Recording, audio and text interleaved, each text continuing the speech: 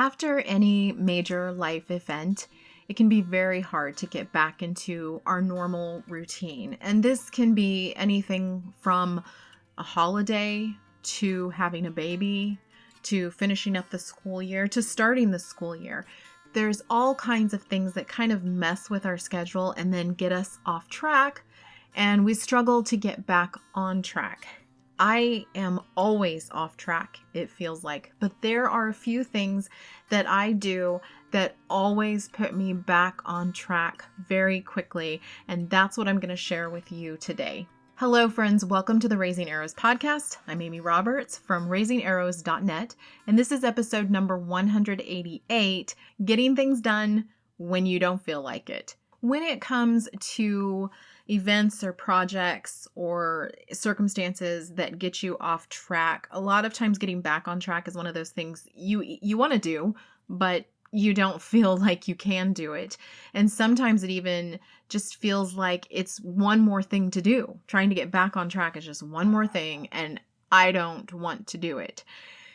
And if that's the case, I want to encourage you today to take into account the 3 things I'm going to share with you that get me back on track very quickly, and see if any of those resonate with you as something you can do to get yourself back on track even when you don't feel like being on track, or you don't feel like getting back on track, or you don't feel like really doing anything. You just like to curl up in a ball and forget that you have things to do. This will help you no matter what it is that you're not wanting to get done, whether it's homeschooling, housework, blog work, whatever it is. These are 3 things that will really help you get back on track even when you don't want to. The first thing is to make a 3 things list. The 3 things list has been something that has helped me tremendously over the years. I've heard lots of other bloggers and podcasters talk about this, and so I know it's not just me that this works for. It works for a lot of people. Basically, you're going to take a piece of paper. It could be an index card. It could be a Post-it note. It could be a list that you have on your reminders or your notepad on your phone, and you're going to make a list at the beginning of the day of 3 things you'd like to accomplish that day. Now, don't make these things huge either, because that was my mistake. I would say something on there when it came to like blog work. I would say that I was going to finish this big project, or I was going to write this post and publish it. That's too much. Those of you who know the blogging world know that to write a post, edit it, get the pictures in, and do the graphics and everything that goes into publishing a post, it's not a doable thing for a short amount of time. These 3 things need to not take forever. If you have a huge project, say you want to declutter an entire room, you probably shouldn't put declutter the living room or declutter so-and-so's bedroom on your list. You need to take it in bite-sized pieces, unless that's the only thing on your list, that the 3 things are that room. And even then, that might be a bit much. Take it in bite-sized pieces. Break down those bigger projects into smaller pieces. So for instance, let's say I need to plan for homeschooling. Well, rather than being really vague about, I need to plan for next week's homeschooling, I need to say on my 3 things list, I'm going to plan for history for 1 week. Next week, that's it. I'm going to sit down and I'm going to do that. And for me, that's probably going to take about an hour. So that's a pretty chunky project. And I need to consider that fact that if I'm doing a big project like planning something or taking care of a blog post or recording a podcast, I can't have a bunch of other huge projects that same day. So my 3 things list can have a big project, but it can't have 3 big projects. It's got to have maybe 1 big project and 2 smaller projects. And the point of this is that it gives you a direction to head. It gives you the ability to see on paper 3 tasks that will make you feel pretty good about your day. If you manage to get through even 1.5 of them, you will feel pretty good about your day because you actually had a direction to your day. And that is what is often lacking when we feel like we can't get back on track and we can't get things done. It's because we're all over the place. we're a little popcorn about things. We're over here doing this. And then it's like if you give a mouse a cookie, it leads to this and then it's to this thing. And pretty soon you are all over the place and you look back at your day, it's like 9 o'clock at night and you go, what did I do? Well, certainly you put out a lot of fires and you took care of a lot of things. And I will be the first to tell you that there are often times I go and put things on my list after I've done them just so I can cross them off. I know I'm not the only one. But the point to this is that you need to have a direction to go in the first place. And so if you sit down in the morning with your coffee or while you're just standing at the counter cooking breakfast and write down on a piece of paper 3 things that you would like to accomplish that day. And it can be as simple as I managed to read a book with one of the kids. I taught school. That is a huge project for a day. That is a big chunk of your day. So don't forget that those are things too that can go on that list, especially if you're struggling to get the homeschooling in and do it well. For me, I've been homeschooling now for 20 some odd years, and I just kind of do it automatically. School starts at 10 and there's a very automatic rhythm. And that's the next thing we're going to talk about is creating a rhythm, a routine to your day where there are things that end up on autopilot. I have an entire podcast about putting your homeschool on autopilot that I will link in the description. But consider this, the more things that go in a routine, because that's just the way you always do them, the simpler your day is going to be because you don't have any decision fatigue. You don't have to think about it. I know at 10 a.m. school starts every single day. That's how it works. And so I don't have to think about that. I don't have to put it on my projects list or my 3 things list. I don't have to do that because I'm already in that mode. I know at 10 a.m. we start and we usually go until 11:30 or 12 with morning time and the stuff that we put into our morning time. And so I'm done. And then it's the rest of the day that I have to figure out. It's the rest of the day that I got to make sure I don't sit in the chair and binge watch whatever, and I actually get things accomplished. So on my 3 things list, I'm not going to include homeschooling. But if you are struggling to put homeschooling in its prioritized place, that might need to be something that goes on your 3 things list. Another thing might be that you're going to cook dinner. For years, I had to set a timer or an alarm on my phone at 4 p.m. to remind me to get in there and cook dinner. Stop whatever I was doing and cook dinner. And there have been seasons in my life where I just really didn't feel like cooking. Now, we have a new plan in our household that I will be sharing with you in a future podcast about how we're doing meals now. But it's one of those things that if you are struggling with it, it maybe needs to be the thing that goes on your 3 things list. And then as you do it consistently, it will become part of your autopilot habit. You'll be building these habits and routines that you don't think about it anymore. It's almost like an internal clock goes off at 4 p.m. and you're like, hey, I need to figure out what's for dinner. And then you don't struggle with it so much. And you'll start to see that evolve. You'll see your 3 things list evolve as you start to build these habits. And then that begins to simplify your life tremendously because the 3 things list gets to be a little more productive, if you will. It doesn't feel so mundane. It doesn't feel so much like these are things that I should just do every day. How come I can't get these things done? Because you will have built a habit. Recently, I started a habit of working out in the morning. And this is something that I used to do, but then I got away from it because it's very easy to walk away from habits and then it doesn't take very long for you to get out of that habit. It's been years now since I have worked out in the morning. However, I've been getting up with my husband and he leaves fairly early for work. And during that time between when my husband leaves for work and when the kids get up and start their independent schoolwork, that's a perfect time for me to not just waste it all by sitting around drinking coffee. Not that there's anything wrong with sitting around and drinking coffee. I just need to use those times for a workout, for something a little more productive to start my day off, because that's a goal of mine. And so that's where I've placed that. And it's become a habit now. I've been doing it for several weeks. I just get up, I do my stretches, I do my push-up challenge that I'm doing. And then I do a workout, about a 25-30 minute workout on my computer. When it gets to be a little bit warmer, I will probably alternate with some walking outside during that time frame. And this is something I used to do. The last house we lived in, which by the way was 7 years ago, I did that. I got up in the morning, and before any of the hubbub started in our house, I took a 2-mile walk. It was part of my day every single day, but I got out of that habit. So now I have to build it back into a habit and get back into the routine. And that needed to start out on my 3 things list. Workout was one of my 3 things. And it made me feel really good to check that off the list and realize that I had done it. And then now to realize it's just a habit. Now I don't even have to put it on the 3 things list. I just do it.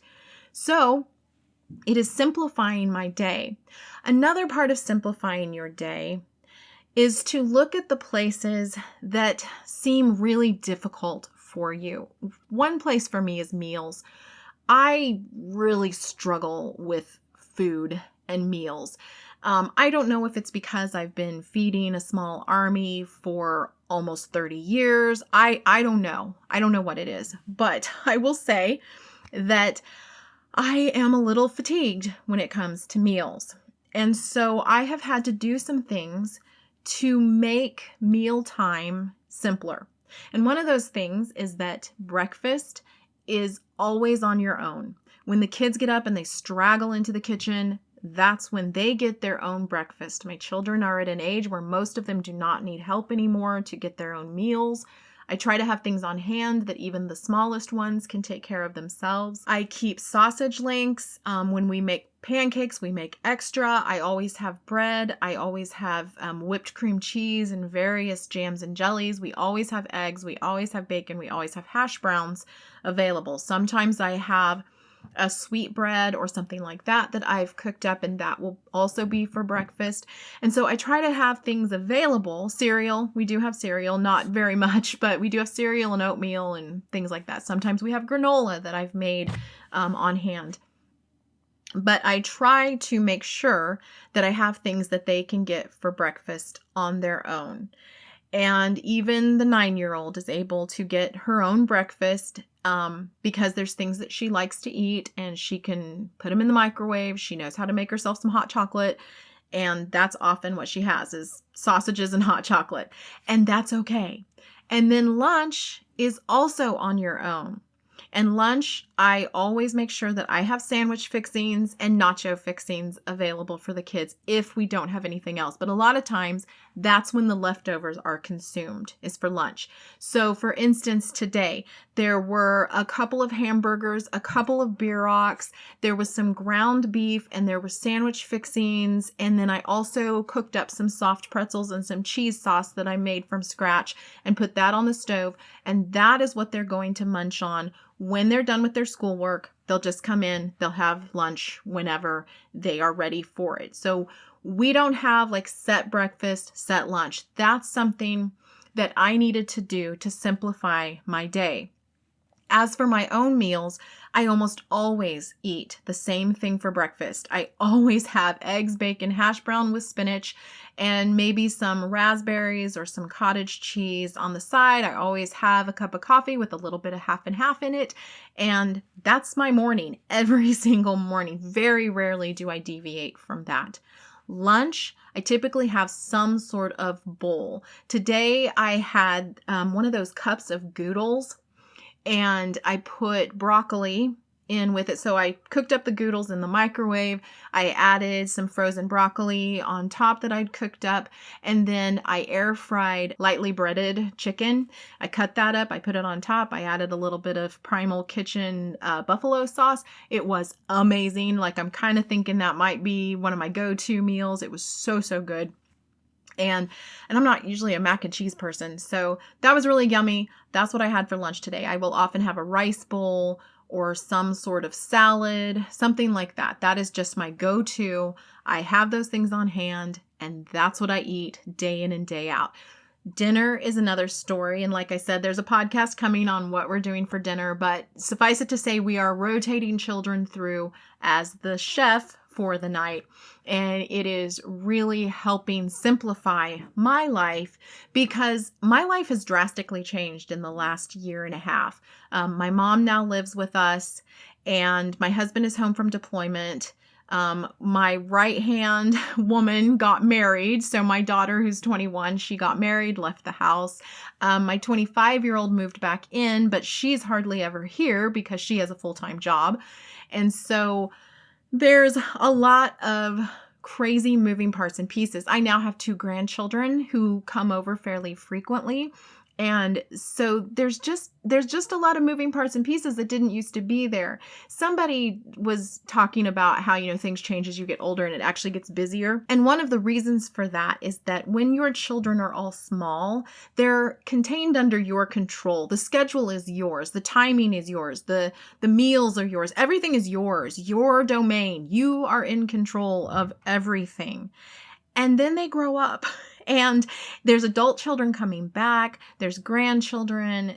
Perhaps you are taking care of an older family member. I do have a podcast on living in the sandwich generation that if you are living that, you might want to take a listen to that because I talk about some of the issues I found doing that and how we're kind of trying to figure out and get our footing being a caregiver to my mother now.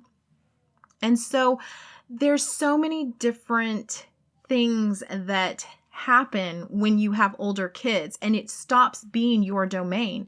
They've got stuff over here and you've got people coming in here, and pretty soon it can feel very out of control. Thus the reason I need to have a 3 things list, and I need to have habits, and I need to have routines, and then I need to simplify as much as I possibly can. I don't know what you're dealing with and what your circumstances are, but I do know that by implementing these 3 things, you will end up getting back on track very easily, even when you don't feel like doing anything. You don't feel like getting on track and you don't feel like doing anything but sitting in the chair.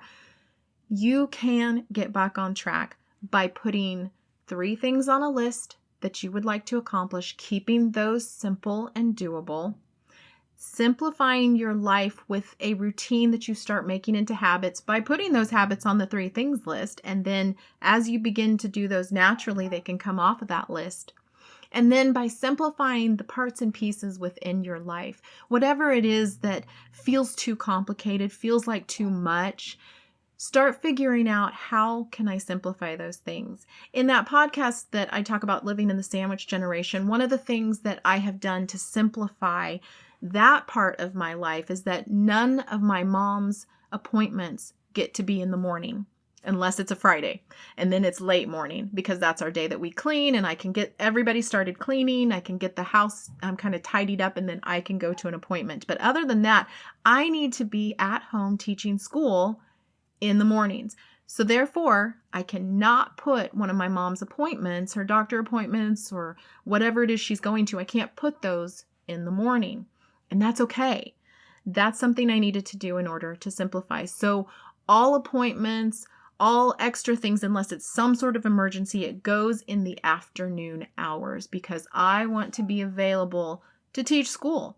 It's a priority. I need to homeschool the 5 kids who are left to homeschool, and I need to do it well.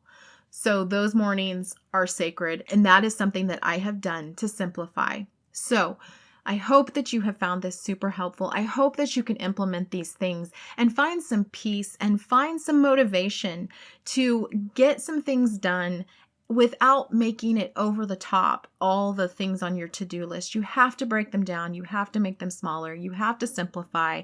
And everything else needs to be a habit and a routine that you start to just do on autopilot without all the decision fatigue, because your life is busy. My life is busy. Thank you so much for being here, friends, on the Raising Arrows podcast. We will see you next time.